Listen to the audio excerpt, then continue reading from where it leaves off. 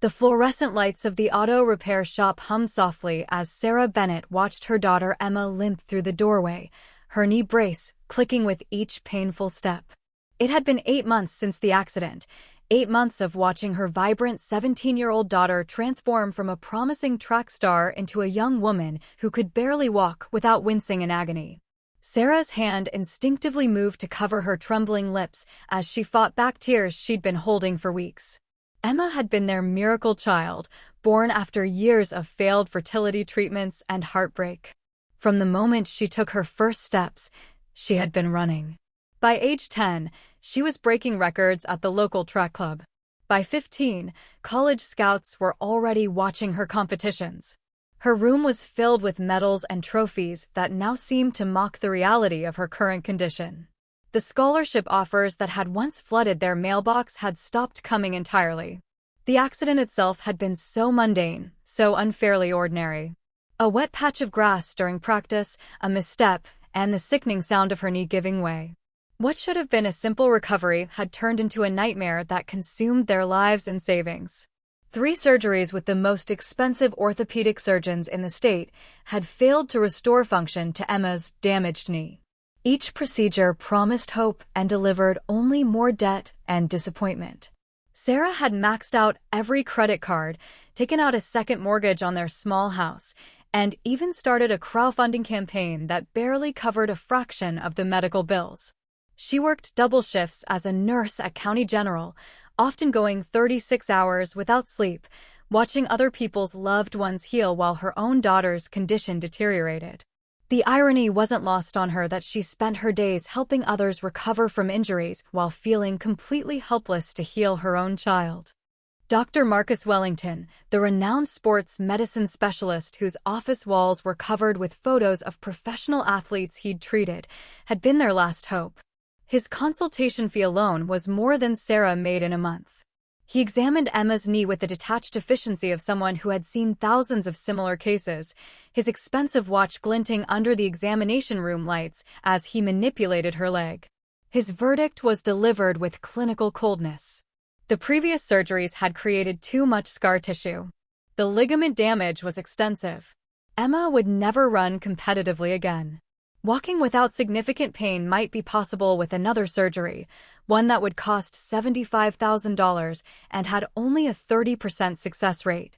He recommended they learn to accept Emma's new limitations and consider alternative career paths. Just like that, he dismissed 17 years of dreams in less than 5 minutes. Emma had taken the news with a stoicism that broke Sarah's heart more than tears would have. She simply nodded, thanked the doctor, and limped out of the office without a word. That night, Sarah heard her daughter crying through the bedroom wall, but when she went to comfort her, Emma pretended to be asleep. The distance between them grew with each passing day as Emma withdrew into herself, spending hours staring at videos of her old races on her phone. The visit to the auto repair shop that morning hadn't been planned. Sarah's aging Toyota had started making an ominous grinding noise, and she couldn't afford to ignore it. She needed the car to get to work, and public transportation wasn't an option for their rural area. The shop was recommended by a coworker, a small independent garage on the outskirts of town that charged fair prices. Sarah had called ahead to explain she was on a tight budget and could only afford the absolute necessary repairs. Jake Morrison owned Morrison's Auto Repair, a modest garage he'd built from nothing over the past decade. At 38, he had the weathered hands of a man who'd spent his life working with them and the kind eyes of someone who'd seen his share of hardship. He'd been expecting a simple brake job when Sarah's car pulled into the bay that morning, but what he witnessed instead would change 3 lives forever. Emma had insisted on coming with her mother, tired of being left alone with her thoughts.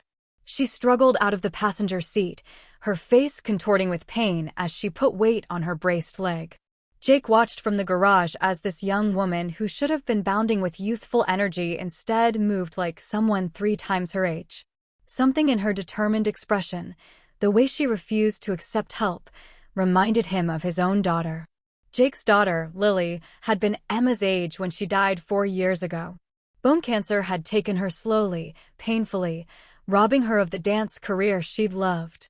Jake had spent every penny he had and many he didn't on treatments, experimental therapies, trips to specialists across the country. In the end, nothing had been enough. He'd held Lily's hand as she took her last breath, promising her that he would never stop fighting for kids who still had a chance. As Jake explained the car's problems to Sarah, his attention kept drifting to Emma, who had moved to a bench near the waiting area. She sat with her injured leg extended, absently rubbing her knee through the brace, with a look of resignation that no teenager should wear. Jake had seen that look before, in the mirror during the darkest days after Lily's death. It was the expression of someone who had given up hope. Sarah's reaction to the repair estimate was visceral. $1,500 for new brakes and rotors, work that couldn't be delayed without risking complete brake failure. She closed her eyes, doing mental math that clearly wasn't adding up. Jake watched her shoulders slump in defeat as she quietly asked if he could just do whatever would keep the car running for another month, even if it wasn't safe. She'd figure something out by then. That's when Jake made a decision that surprised even himself. He told Sarah the repairs would be $500, a price that would barely cover parts. When she looked at him with confusion and suspicion, he simply said that was the price for single mothers who looked like they were carrying the weight of the world. Sarah's eyes filled with tears, and she thanked him profusely, but Jake's attention had shifted entirely to Emma. During the hour it took to complete the repairs, Jake found himself drawn into conversation with Emma. He asked about her knee brace, and she gave him the abbreviated version of her story, her voice flat and emotionless. When he asked if she'd considered physical therapy, she laughed bitterly and mentioned the 6 months of professional PT that had accomplished nothing except emptying what remained of her college fund. Jake listened quietly, then asked a question that seemed to come from nowhere. Had anyone looked at her gait, her entire body mechanics, not just her knee? Emma shrugged and said every doctor had focused on the knee itself, the damaged ligaments and scar tissue. That's when Jake mentioned something that made both Emma and Sarah pay attention. Before opening his garage, he'd spent 12 years as a physical therapist specializing in sports rehabilitation. The revelation hung in the air like an unexpected gift. Sarah immediately asked why he'd left such a profession to become a mechanic. Jake's answer was simple and heartbreaking. After Lily died, he couldn't bear to work in hospitals anymore, couldn't stomach watching other parents with their sick children while his own was gone. He'd needed to work with his hands, to fix things that could actually be fixed. Cars didn't die no matter how hard you fought to save them. But something about Emma had awakened something in Jake, a part of himself he thought he'd buried with his daughter. He saw in her the same fierce spirit Lily had possessed, the same refusal to show vulnerability even while drowning in pain. Without fully understanding why, he offered to take a look at Emma's knee, not as a doctor or therapist, but as someone who had once been very good at solving biomechanical puzzles. Sarah was hesitant at first, protective of her daughter's fragile hope. They'd been disappointed so many times by so many experts with impressive credentials. What could a mechanic do that surgeons at prestigious hospitals couldn't? But Emma surprised them both by agreeing immediately. She had nothing left to lose, and something in Jake's direct, honest manner made her want to trust him. That evening, Jake asked Emma to walk back and forth across his garage while he observed. He didn't touch her knee or examine the surgical scars. Instead, he watched her entire body, the way her hip dropped, how her opposite shoulder compensated, the angle of her foot placement. After 15 minutes, he asked her to sit and remove her shoe on the uninjured side. What he discovered made him shake his head in disbelief. Emma's left foot, the one on her good leg, was severely pronated, rolling inward with each step. This biomechanical flaw had existed long before her injury, probably her entire life.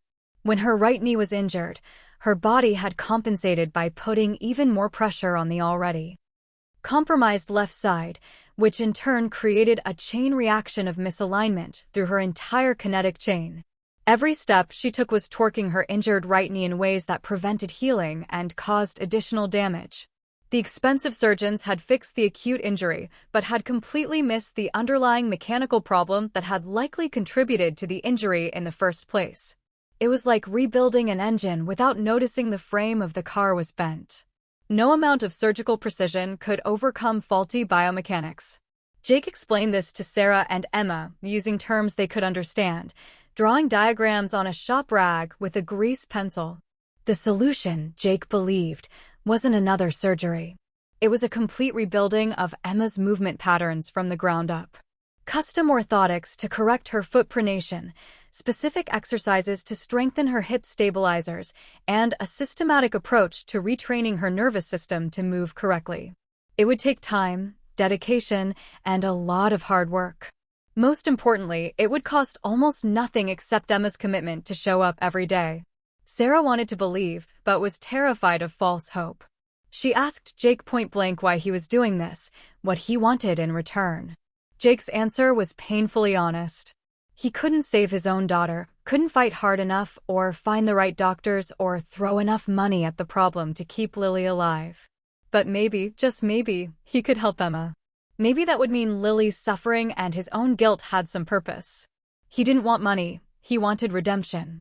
The next morning, Emma arrived at the garage at 6 a.m., before it opened for business. Jake had cleared a space in the back bay, setting up mats and basic exercise equipment he'd kept from his physical therapy days. What followed was unlike any therapy Emma had experienced. Jake didn't baby her or make excuses. He was demanding, precise, and completely focused on results rather than. He started with exercises that seemed absurdly simple. Standing on one foot, balancing on unstable surfaces, activating muscles Emma didn't even know she had. When she complained that these weren't real exercises, that they seemed pointless, Jake explained that she was rebuilding her foundation. You couldn't put up walls until you had solid ground beneath them. Every movement was intentional, every correction explained. The first week was brutal. Emma's muscles, which had atrophied during months of inactivity and improper movement, screamed in protest. She left each session exhausted, sometimes in tears from frustration and pain. But Jake never let her quit, never accepted excuses. He pushed her exactly hard enough to make progress without causing injury, a balance he'd perfected over years of working with elite athletes. Sarah watched from a distance, terrified to hope but unable to look away. She saw her daughter arriving earlier each morning, staying later each evening. Jake never charged them a penny, never even mentioned payment. He simply showed up every single day with the same patient determination, treating Emma's recovery like the most important project in the world. By week 3, something remarkable began to happen. Emma's gait started to change. The pronounced limp that had become her signature began to smooth out. She was standing taller, moving with more confidence. The constant grimace of pain that had become her default expression started appearing less frequently. Sarah noticed her daughter smiling again, actually looking forward to something instead of just enduring each day. Jake had Emma doing exercises that confused her at first, but made perfect sense once he explained the biomechanics. Single-leg deadlifts to strengthen her posterior chain, lateral band walks to activate her hip stabilizers, controlled descents downstairs to retrain her nervous system's coordination. Each exercise built on the previous one, part of a carefully orchestrated plan that existed entirely in Jake's head.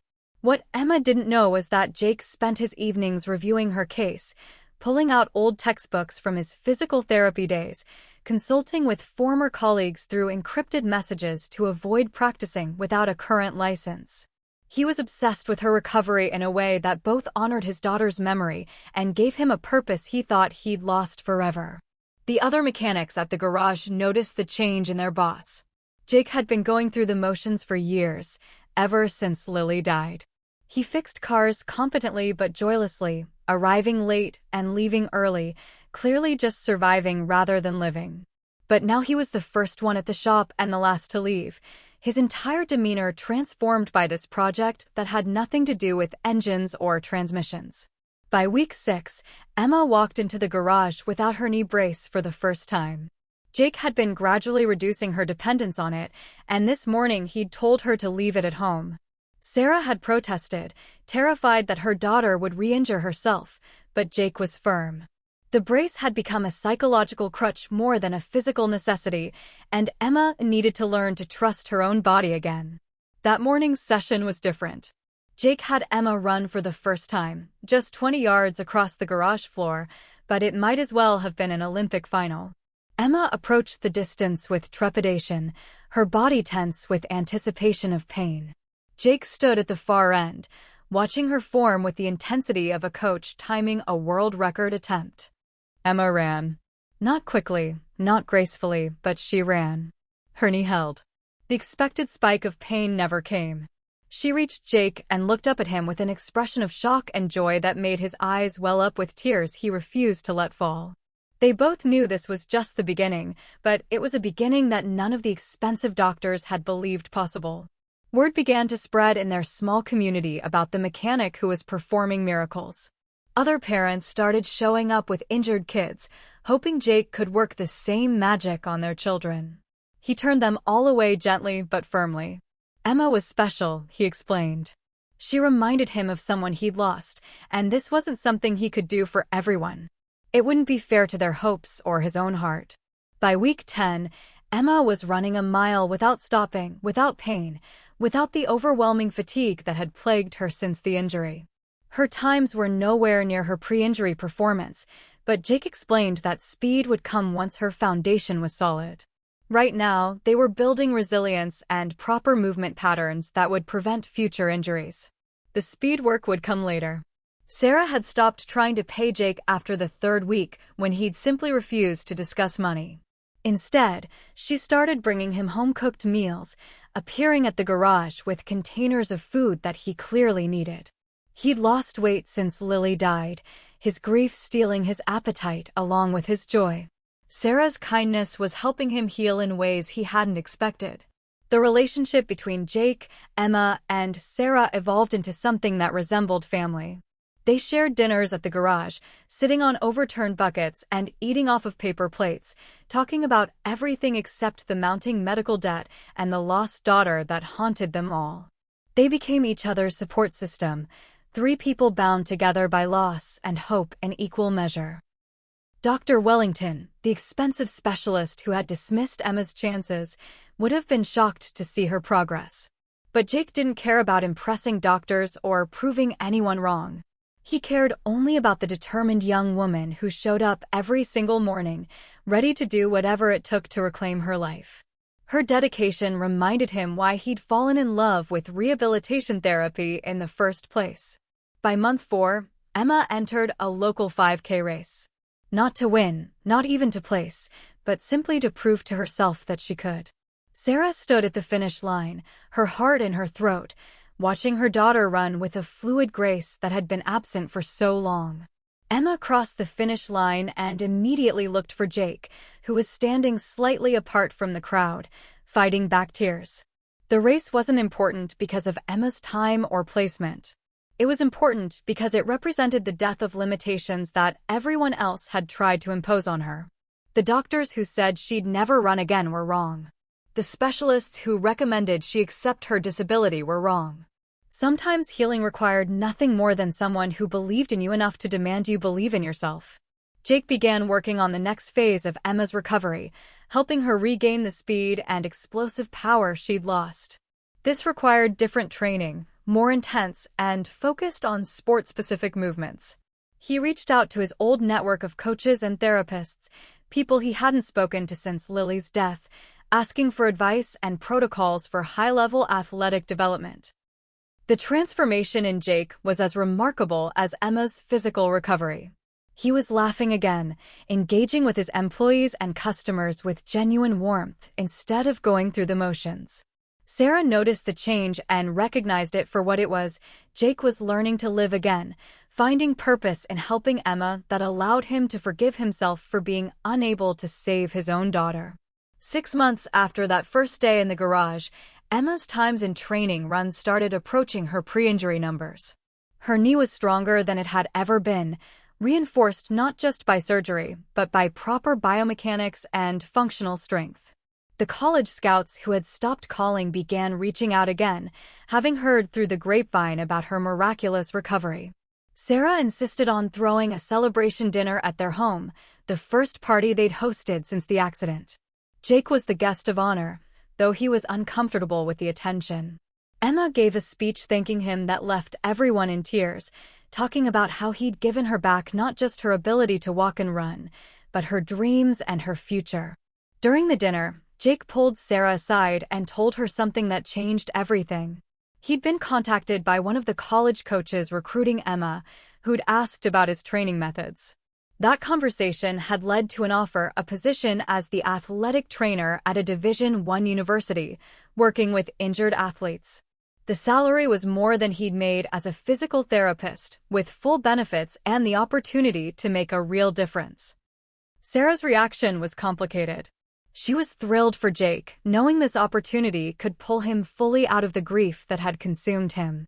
But she was also terrified of losing the man who had become such an important part of their lives, who had saved her daughter when no one else could. She tried to hide her sadness and encouraged him to take the position, insisting it was what Lily would have wanted for him. Jake explained that he'd already turned down the offer. Not because he didn't appreciate it, but because he'd realized something important during his time with Emma. He didn't need to work at a prestigious university or treat professional athletes to make a difference. He could help people right here in his garage, one case at a time, without the pressure and politics of institutional medicine. He had a different plan, one he wanted Sarah and Emma's input on. He wanted to expand the garage, creating a small rehabilitation space where he could work with a select number of clients while still running his auto repair business. Nothing fancy, nothing that would attract the wrong kind of attention, just a quiet way to help people who'd been failed by traditional medicine, the way Emma had been. Emma overheard the conversation and immediately volunteered to help however she could. She'd learned so much from Jake about biomechanics and movement that she wanted to study physical therapy in college, to become the kind of practitioner who looked at the whole person rather than just the injury. Jake's influence had given her not just her physical abilities back, but also a career calling she'd never considered before. The celebration took an unexpected turn when Sarah broke down crying, overwhelmed by gratitude and emotion she'd been holding in for months. She'd been so focused on being strong for Emma, on working extra shifts and managing the debt and maintaining a brave face, that she hadn't allowed herself to fully feel the relief of her daughter's recovery. Jake held Sarah as she cried, understanding her tears in a way few people could. He'd walked the same path of impossible hope and crushing disappointment, of watching someone you love suffer while feeling completely helpless. Her tears weren't just about Emma's recovery. They were about the release of months of accumulated fear and stress, and the terrifying vulnerability of accepting help from a stranger. The evening ended with the three of them sitting on Sarah's back porch, watching the stars and talking about the future. Emma shared her college plans and her dream of returning to competitive running. Sarah talked about finally being able to sleep through the night without worrying about her daughter's pain. Jake spoke quietly about Lily, sharing memories he hadn't been able to voice in years, finding that the pain of remembering was less than the pain of forgetting. In the weeks that followed, Emma's story began to spread beyond their small town. A local newspaper ran a feature about the mechanic who had accomplished what expensive specialists couldn't. The article was picked up by larger papers, then by online outlets. Jake found himself fielding interview requests and messages from desperate parents across the country, all hoping he could perform the same miracle for their children. The attention made Jake uncomfortable. He wasn't a miracle worker, and he didn't want to become some kind of guru promising hope to people he couldn't help. Emma's case had been unique, a perfect storm of his specific expertise, her particular injury, and the underlying biomechanical issue that no one else had identified. He couldn't replicate that success for everyone, and he refused to exploit desperate families the way he felt some medical professionals had exploited his own desperation when Lily was sick. But the publicity did accomplish something important. It brought attention to the gaps in modern sports medicine, the way specialists could sometimes become so focused on their particular domain that they missed obvious issues outside their narrow expertise. Several teaching hospitals reached out to Jake, asking him to speak about integrated approaches to sports rehabilitation, about looking at athletes as complete systems rather than collections of parts. Emma's first major race since her injury was a state championship qualifier. Sarah and Jake both took the day off to watch, standing together at the track where Emma had collapsed in pain 18 months earlier. The symbolism wasn't lost on any of them. This was where the nightmare had begun, and now it might be where the dream was restored. The race was competitive, featuring several of the runners who had surpassed Emma during her injury and recovery. As the starting gun fired, Sarah gripped Jake's hand so tightly her knuckles went white. Emma's start was strong, her stride smooth and powerful. Jake watched her form with a coach's critical eye, noting with satisfaction that she was moving efficiently, her biomechanics flawless. Emma didn't win the race. She finished third, good enough to qualify for the state championship, but off her personal best time. As she crossed the finish line, some spectators probably saw it as a disappointment, a once promising athlete who'd lost a step. But Sarah and Jake saw it for what it really was, a complete and total victory over the limitations that everyone else had tried to impose on her. After the race, Emma found them in the crowd and hugged them both fiercely. She was crying, not from was doing anything revolutionary, but because she'd learned from Jake that healing required seeing the person, not just the injury. The clinic's waiting room displayed a collection of photographs. Athletes mid-stride, dancers mid-leap, everyday people doing ordinary things that had once seemed impossible. Each photo represented a story of recovery, a testament to what happened when someone refused to accept limitations. But the most prominent photo wasn't of an athlete at all. It was of Jake and Emma on her first day back running, his hand on her shoulder, both of them smiling with the kind of joy that only comes from surviving something that should have broken you. Jake's consulting work eventually brought him full circle back to the hospital where he'd spent so many agonizing hours during Lily's illness. The sports medicine department invited him to lecture on integrated approaches to athletic injury. Walking those familiar hallways was difficult, memories of his daughter's suffering flooding back with each step. But he pushed through because he knew Lily would have wanted him to share what he'd learned, to prevent other families from experiencing unnecessary heartbreak. His lecture challenged conventional approaches, suggesting that specialists sometimes became so focused on their expertise that they missed obvious problems outside their domain. He used Emma's case as an example, explaining how 3 expensive surgeries had failed because no one had looked at her foot mechanics or hip stability. The response was mixed. Some physicians were defensive, but others recognized the truth in his critique and began referring complex cases to him for assessment. Continued to refine her program. These sessions had become about more than physical therapy. They were time spent together, a chosen family helping each other heal in different ways. On Emma's last day before leaving for college, Jake presented her with a gift. It was Lily's old warm-up jacket from her dance academy, carefully preserved. He explained that Lily would have wanted another young athlete to wear it, someone who understood what it meant to fight for your dreams despite the odds. Emma accepted it with tears streaming down her face, understanding the profound significance of the gesture. Sarah tried one last time to pay Jake for his months of work with Emma. She'd been setting aside small amounts from each paycheck, determined to give him something for the miracle he'd performed. Jake refused, as she knew he would. He explained that she'd already paid him in ways she didn't understand. She'd given him back his purpose, reminded him that his skills and knowledge could still make a difference, and helped him find a way to honor Lily's memory that didn't involve drowning in grief. The garage continued to operate as it always had, fixing cars and occasionally helping the odd injured athlete that Jake couldn't bring himself to turn away. He never advertised his rehabilitation services or sought out clients. When people asked how he'd helped Emma, he simply said he'd identified a mechanical problem that others had missed and fixed it the same way he'd fix a misaligned frame on a car. Emma's first season of collegiate track was solid, if not spectacular. She posted respectable times, contributed to her team, and stayed healthy.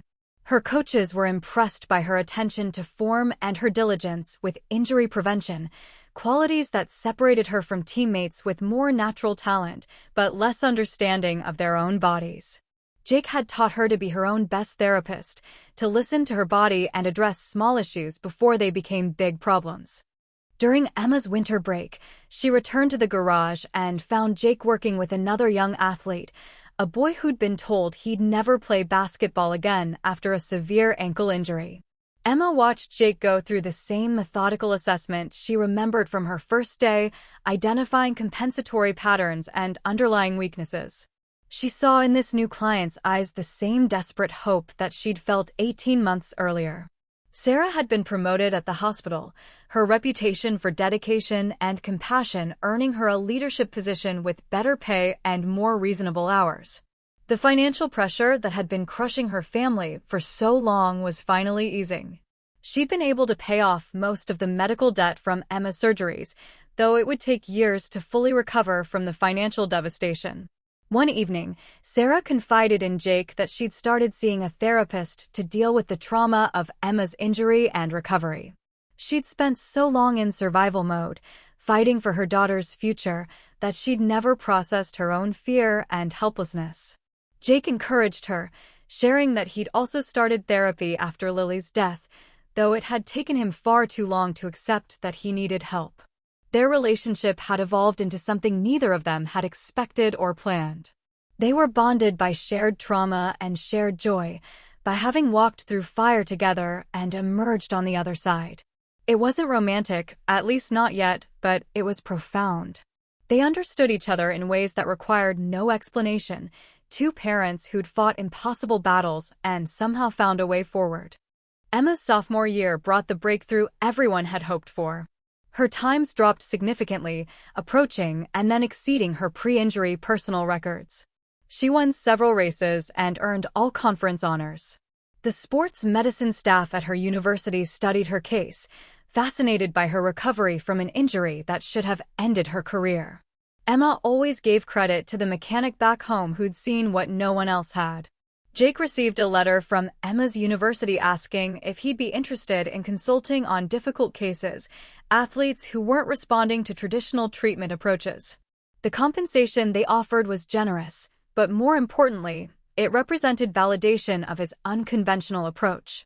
After discussing it with Sarah and Emma, he accepted a limited consulting arrangement that wouldn't require him to leave his garage or abandon his primary business. The first case the university sent him was a swimmer with chronic shoulder pain that hadn't responded to months of treatment. Jake spent an hour on a video call watching the athlete swim, move, and perform daily activities. Within 20 minutes, he'd identified that the problem wasn't the shoulder at all, but a hip flexibility issue that was causing the swimmer to over-rotate, putting excessive strain on the shoulder.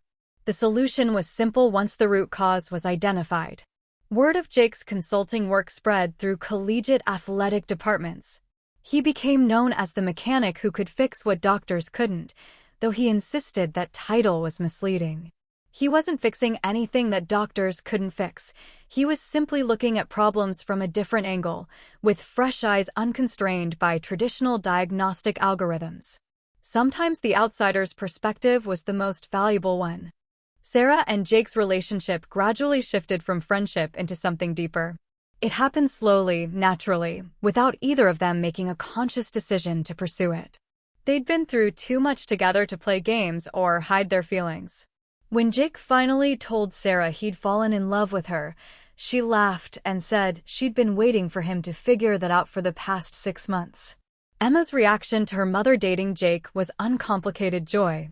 He'd been part of their family for so long that the formal acknowledgement of his relationship with Sarah just made official what had already been true. She joked that it was about time they stopped pretending they were just friends, and she expected to be the maid of honor at their eventual wedding. By Emma's junior year, she was one of the top runners in her conference, consistently posting times that would have been competitive at the Division I level. Several professional running clubs reached out about her plans after graduation. The girl who'd been written off as permanently disabled was now being recruited by elite athletic organizations.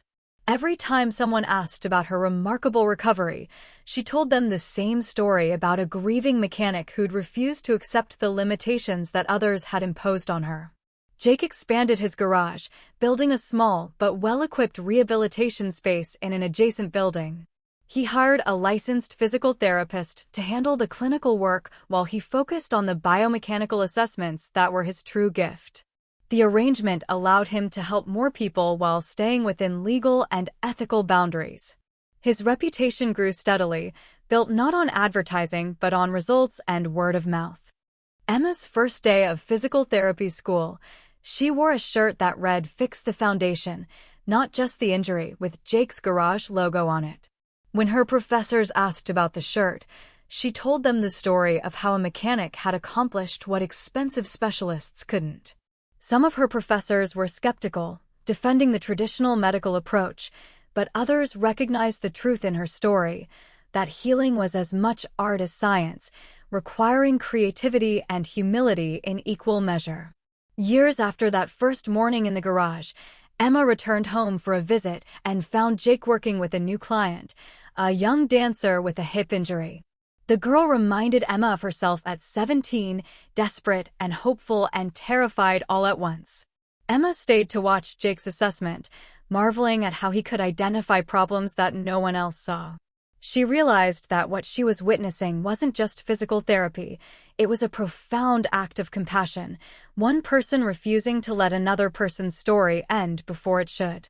That evening, the three of them sat in the same spot on Sarah's porch where they'd spent so many nights during Emma's recovery. They talked about how far they'd all come, how the worst moment of their lives had somehow led to something beautiful.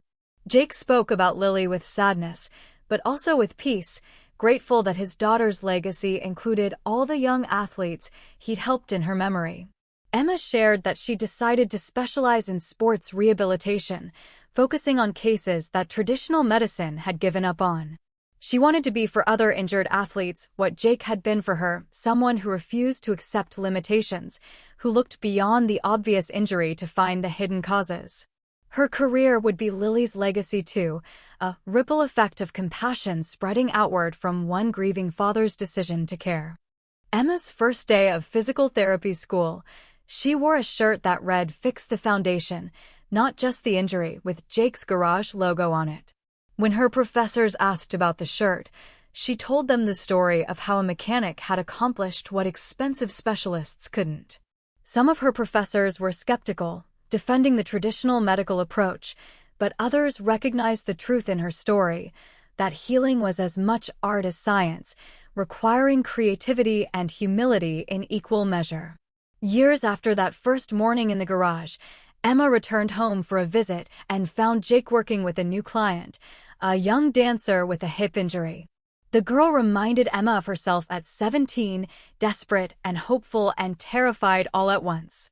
Emma stayed to watch Jake's assessment, marveling at how he could identify problems that no one else saw. She realized that what she was witnessing wasn't just physical therapy, it was a profound act of compassion, one person refusing to let another person's story end before it should. That evening, the three of them sat in the same spot on Sarah's porch where they'd spent so many nights during Emma's recovery. They talked about how far they'd all come, how the worst moment of their lives had somehow led to something beautiful. Jake spoke about Lily with sadness, but also with peace, grateful that his daughter's legacy included all the young athletes he'd helped in her memory. Emma shared that she decided to specialize in sports rehabilitation, focusing on cases that traditional medicine had given up on. She wanted to be for other injured athletes what Jake had been for her, someone who refused to accept limitations, who looked beyond the obvious injury to find the hidden causes. Her career would be Lily's legacy too, a ripple effect of compassion spreading outward from one grieving father's decision to care. The story of the mechanic who performed miracles became local legend, told and retold with varying degrees of accuracy. Some versions claimed Jake had secret knowledge or magical abilities. Others suggested he'd discovered a revolutionary new treatment approach. The truth was simpler and somehow more powerful. He'd combined professional expertise with personal compassion, refusing to let cynicism or grief prevent him from fighting for someone else's daughter the way he'd fought for his own. Sarah retired from nursing after 35 years, her body worn down by decades of caring for others. She'd watched thousands of patients heal and hundreds die, but Emma's recovery remained her most cherished medical memory. Not because she'd played a major role in the healing, Jake had done that, but because it had taught her that miracles were usually the result of someone refusing to quit, someone believing in possibility when everyone else had accepted defeat. Jake never stopped working on cars. Even as his rehabilitation consulting grew more demanding, he insisted on spending at least a few hours each week with his hands in an engine. The work grounded him, reminded him of where he'd come from and why he'd chosen this life. There was something meditative about mechanical repair, a clarity of problem and solution that was missing from the messy complexity of human healing. Emma opened her own practice years later, a small clinic that combined traditional physical therapy with the biomechanical assessment approach Jake had taught her. She accepted clients that other therapists had given up on, cases that seemed hopeless on paper but might respond to someone willing to look deeper.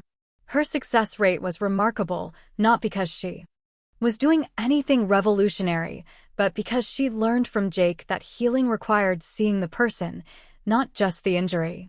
The clinic's waiting room displayed a collection of photographs. Athletes mid-stride, dancers mid-leap, everyday people doing ordinary things that had once seemed impossible. Each photo represented a story of recovery, a testament to what happened when someone refused to accept limitations. But the most prominent photo wasn't of an athlete at all. It was of Jake and Emma on her first day back running, his hand on her shoulder, both of them smiling with the kind of joy that only comes from surviving something that should have broken you.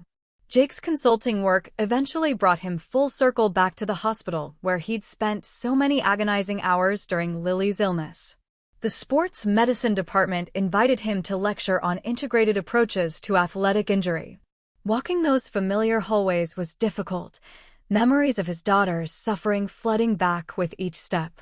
But he pushed through because he knew Lily would have wanted him to share what he'd learned, to prevent other families from experiencing unnecessary heartbreak. His lecture challenged conventional approaches, suggesting that specialists sometimes became so focused on their expertise that they missed obvious problems outside their domain. He used Emma's case as an example, explaining how 3 expensive surgeries had failed because no one had looked at her foot mechanics or hip stability. The response was mixed. Some physicians were defensive, but others recognized the truth in his critique and began referring complex cases to him for assessment. Sarah attended the lecture, sitting in the back of the auditorium with tears streaming down her face. She was crying for Lily, the girl she'd never met but who had shaped all their lives. She was crying for Emma, remembering the dark months when hope seemed impossible. And she was crying for Jake, watching him transform his deepest pain into something that helped others. His courage in facing his trauma head-on, in returning to the place where his daughter had died in order to help other people's children, was the most profound act of love she'd ever witnessed. After the lecture, a young doctor approached Jake with a question that had clearly been weighing on him. His own daughter had been diagnosed with a complex medical condition, and the specialists were offering limited options and discouraging prognosis. He wanted to know how Jake had found the strength to keep fighting for Lily even when the odds were impossible. Jake's answer was honest and raw. He explained that he hadn't saved Lily, that all his fighting and searching and refusing to accept defeat had ultimately failed. But that failure had taught him something important. Sometimes fighting wasn't about winning, it was about refusing to give up on someone you loved, about making sure they knew they mattered enough to exhaust every possibility. The young doctor's eyes filled with tears as he thanked Jake and walked away. Sarah approached her husband and took his hand, understanding that this moment, helping a terrified father find courage, was exactly why Jake had forced himself to return to this painful place. Lily's death hadn't been meaningless if it gave Jake the wisdom and compassion to guide others through similar darkness. Emma's practice grew steadily, her reputation spreading through the athletic community. She treated everyone from elite competitors to weekend warriors, from children with congenital conditions to elderly people trying to maintain independence. Jake had taught her that every person's mobility mattered, that helping a grandmother walk to her mailbox was just as important as helping an Olympic athlete return to competition. Impact wasn't measured by fame or status, but by the difference you made in individual lives. One of Emma's most challenging cases was a teenage boy who'd been paralyzed in a car accident. The spinal injury was severe, and every specialist agreed he would never walk again. Emma knew she couldn't cure paralysis. She wasn't delusional about the limits of physical therapy. But she also knew that recovery existed on a spectrum, that even small improvements in function could dramatically improve quality of life. She worked with him for 2 years, celebrating tiny victories that traditional metrics would dismiss as insignificant. He never walked, but he regained enough core stability and upper body function to transfer independently and operate a manual wheelchair. To him and his family, it was everything. Jake visited Emma's practice regularly, unofficially consulting on difficult cases and mentoring her young staff. He was in his 60s now, his hands showing the wear of decades of manual labor, but his mind was as sharp as ever. He could still watch someone walk and identify biomechanical problems that others missed. Emma joked that he had a superpower, but Jake insisted it was just pattern recognition developed over thousands of hours of careful observation. The dancer Jake had been working with when Emma visited years earlier eventually recovered fully and went on to join a professional ballet company. She credited Jake with saving her career, but he deflected the praise as he always did. He'd simply identified the problem, he explained. She'd done the hard work of recovery. He was just the mechanic who'd pointed out which part needed fixing. Sarah's role in the story was often overlooked in retellings, but those closest to the situation understood she'd been the emotional foundation that held everything together. Her quiet strength during Emma's darkest days, her willingness to trust a stranger with her daughter's recovery, and her compassion for Jake's grief had been essential. She never sought recognition or credit, content to know that her family was whole and healthy and moving forward. Emma published a paper in a physical therapy journal about the importance of whole-body assessment in treating localized injuries. The paper cited her own case, explaining how 3 surgeries had failed to address underlying biomechanical issues. The publication sparked discussion in professional circles about the limitations of hyperspecialization in modern medicine. Some practitioners dismissed her arguments as anecdotal, but others recognized the validity of her critique and began incorporating more comprehensive assessments into their practices. Jake's garage became something of a pilgrimage site for injured athletes who'd exhausted conventional options. He couldn't help everyone who contacted him. There were only so many hours in a day, and some cases were genuinely beyond his expertise. But he developed a reputation for being honest about what he could and couldn't do, never offering false hope or taking money from people he couldn't help. His integrity was as important as his skill. The basketball player Jake had been treating when Emma visited during college break eventually played professionally overseas. He wasn't an NBA star, but he had a solid career in European leagues, something that wouldn't have been possible without Jake's intervention. He sent Jake a jersey from his team each season, small tokens of gratitude for the man who'd given him back his dreams. On what would have been Lily's 35th birthday, Jake visited her grave with Sarah and Emma.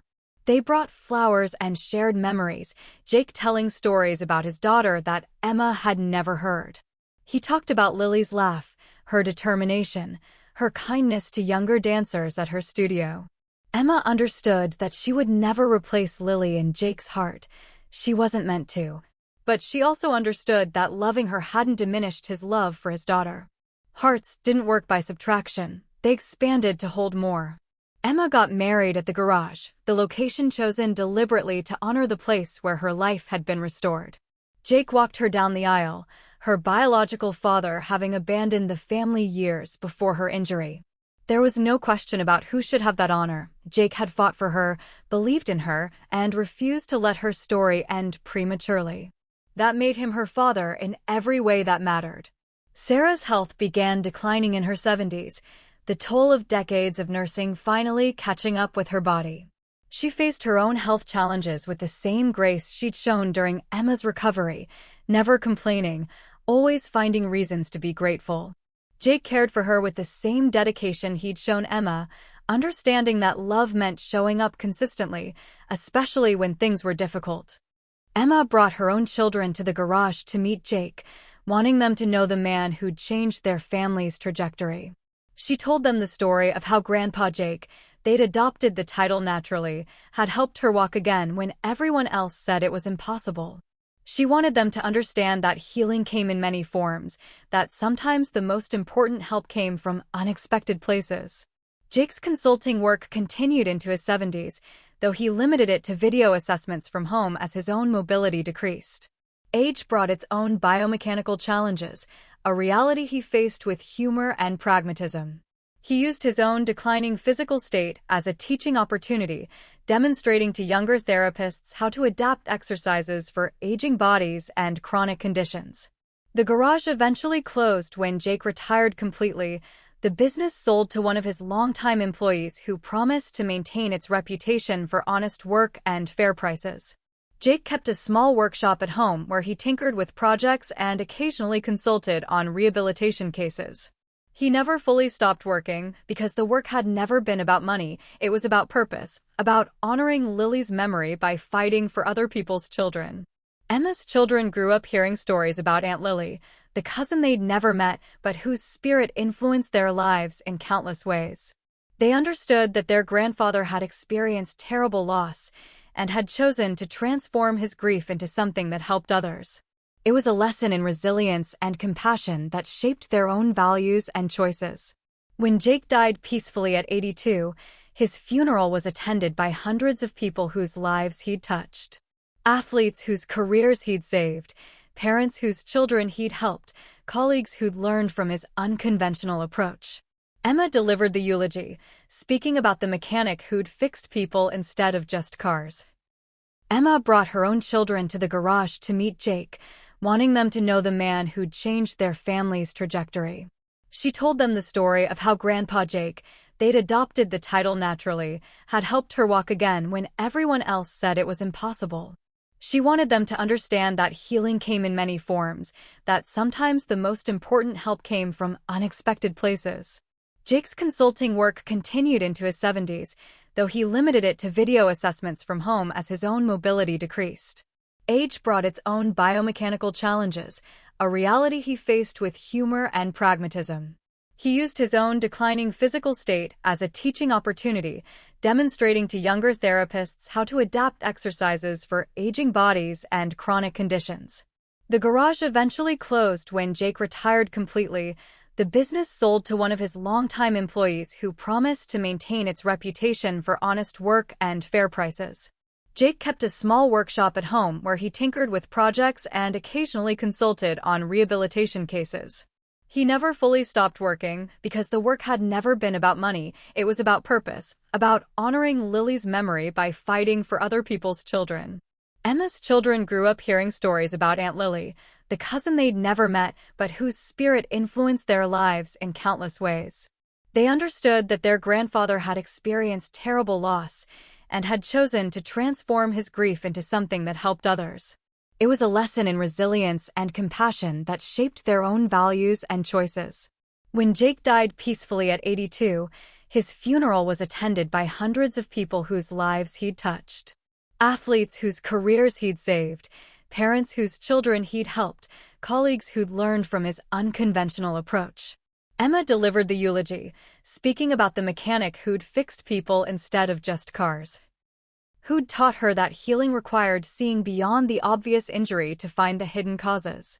Sarah died 2 years later, having spent her final years surrounded by family and filled with gratitude for the unexpected gift of her second act with Jake. Their ashes were scattered together at the site where the garage had stood, the place where 3 broken people had found each other and built something beautiful from shared pain.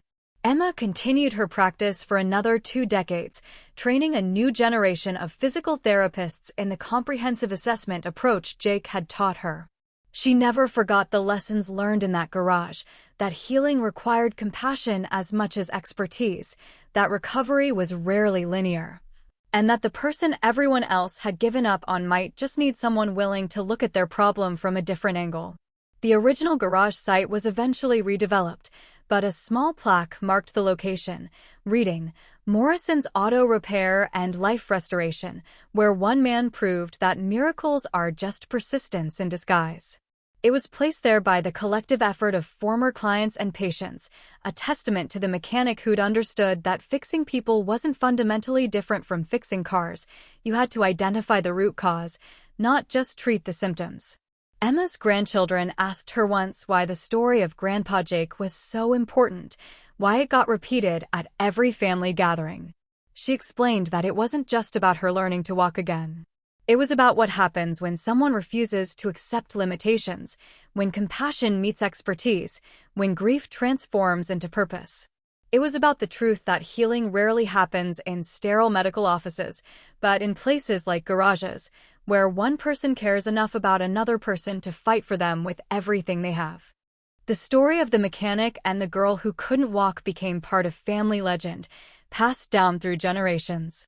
Details shifted and changed with each retelling, but the core remained constant, that sometimes salvation comes from unexpected sources, that expertise without compassion is insufficient, and that the people who change our lives forever are rarely the ones we'd expect.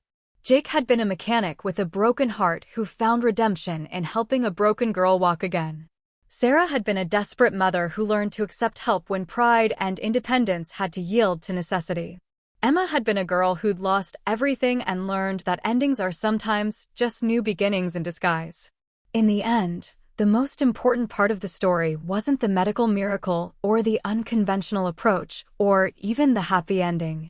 It was the reminder that healing is fundamentally about human connection, about one person seeing another person's worth when everyone else has looked away. Jake hadn't just fixed Emma's biomechanics, he'd restored her hope. Sarah hadn't just accepted help, she'd opened her heart to let healing in. And Emma hadn't just learned to walk again, she'd discovered her life's calling. The legacy lived on in every patient Emma treated with the compassion Jake had modeled, in every family that refused to accept defeat because they'd heard the story of the girl who shouldn't have walked but did, in every medical professional who learned to look beyond their specialty to see the whole person.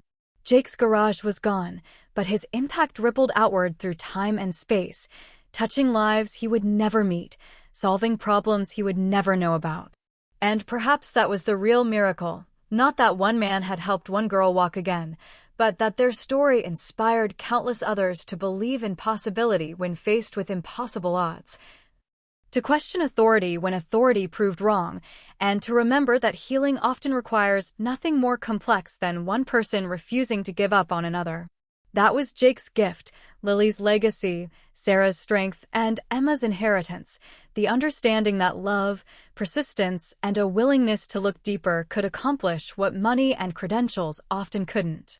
The story didn't end with Emma's recovery or Jake's death or even with the closing of the garage. It continued every time a therapist looked beyond the obvious diagnosis, every time a parent refused to accept a hopeless prognosis, every time someone chose compassion over convention. The mechanic who'd done what billionaire doctors couldn't had taught a simple lesson that echoed across years and lives: never underestimate the power of one person who refuses to let another person's story end before it should. That was worth more than any medical degree, any surgical skill, any amount of money. That was the difference between fixing an injury and healing a life.